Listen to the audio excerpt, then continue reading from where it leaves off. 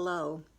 This devotion is for Thursday, and today I have a joke. Sylvia, this one is for you. You're our resident thespian. Why do people in the theater say break a leg before going on stage? Well, because everybody knows every play has a cast. They're getting worse, folks. They're getting worse. Today we're continuing with our series of devotions this week about bread.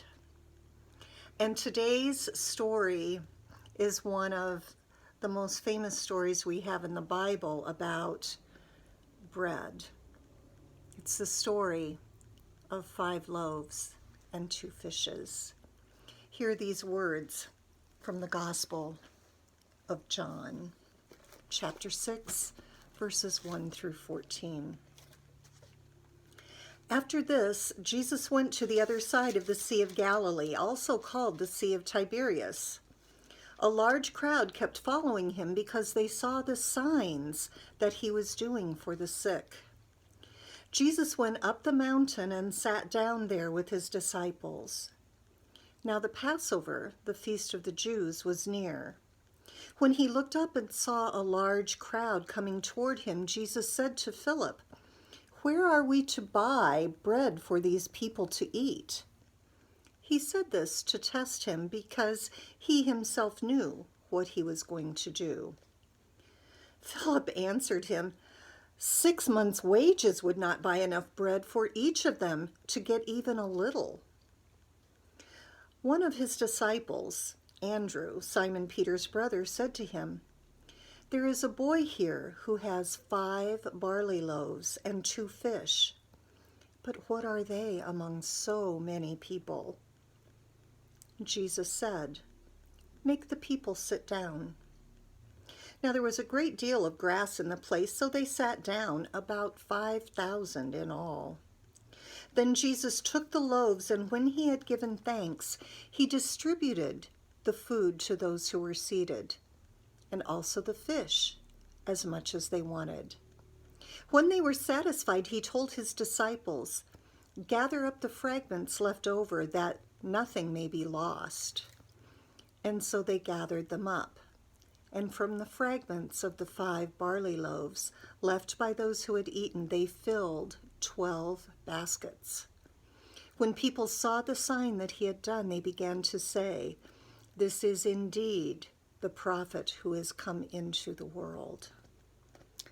Blessed are we who hear these words today and find meaning for them in our lives.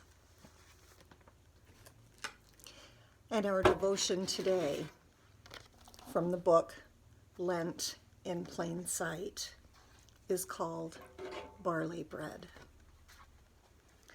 A large crowd versus a boy with 5 barley loaves and 2 fish. A large, hungry crowd versus 12 disciples.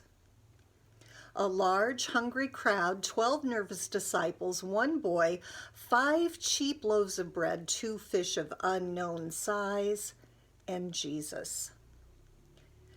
The math we do, the calculations we figure in our heads may well be mathematically, logically correct, but the figures do not add up when compared to the power and the compassion of the Messiah. Why is it so hard for us to trust in God's ability to provide, even in the face of inexplicable odds? We continue to scratch our heads and plead with Jesus to send people away because we don't have the capacity to feed or house or hear or serve or love this huge crowd. Just look around. We cannot possibly be expected to satisfy the deep longings of so many.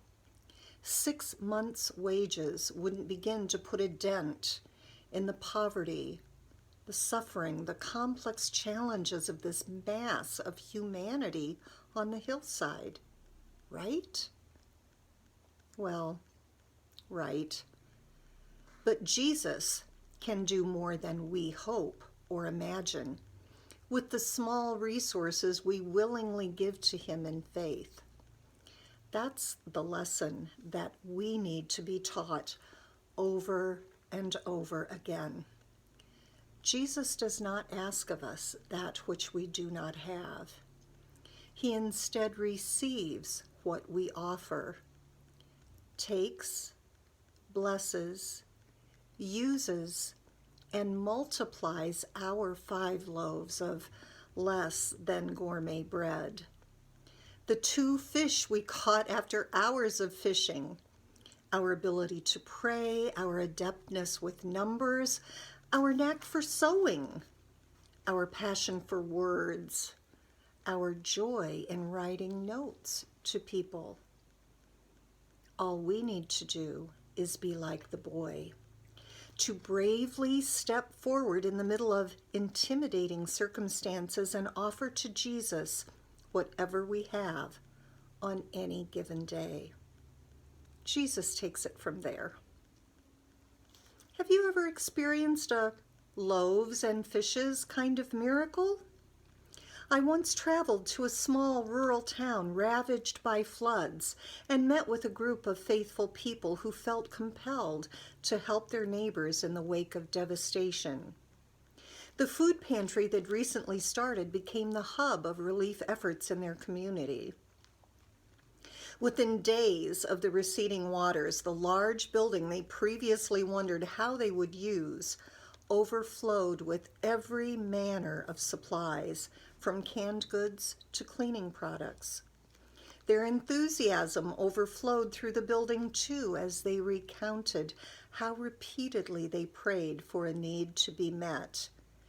And, as if miraculously, it was. We had jars and jars of peanut butter, but no jelly, so we prayed for jelly. On the very next truck, there came jars and jars of grape jelly. We needed water, and darned if within hours people came with donations of water. Repeatedly, offerings came that eased the suffering of the hurting crowds, people bringing whatever gifts they possessed, offering them willingly, disciples distributing them until all were fed, with baskets left over. Those are the kinds of miracles that we see lifted up in our society when they happen, and Lord knows, with any of us offering our gifts, that they are also multiplied. Here are your questions for reflection today. Do you find it hard to believe that God can and will provide? Why or why not? Second question, when have you experienced a loaves and fishes miracle? What happened? I want to think of this summer's derecho, when so many communities were left without power and without access to water or necessities, and all the outpourings of help that came about in that time. And finally, what are your 5 barley loaves and 2 fish? What gifts are you called to offer to Jesus right now? Because we each are gifted, we each have things that we can do. Would you pray with me, please? Lord, forgive us for how easily we forget that you have the power to do more than we can ever hope or imagine with whatever gifts we freely give to you. Help us to boldly step forward in times of need and offer ourselves for your service. Take, bless, and use our barley bread, our fish, our desire to serve in ways that bring relief to those who are suffering. May we too look upon the crowd with compassion. Amen. Go in peace to love and to serve the Lord and to serve God's people. Amen.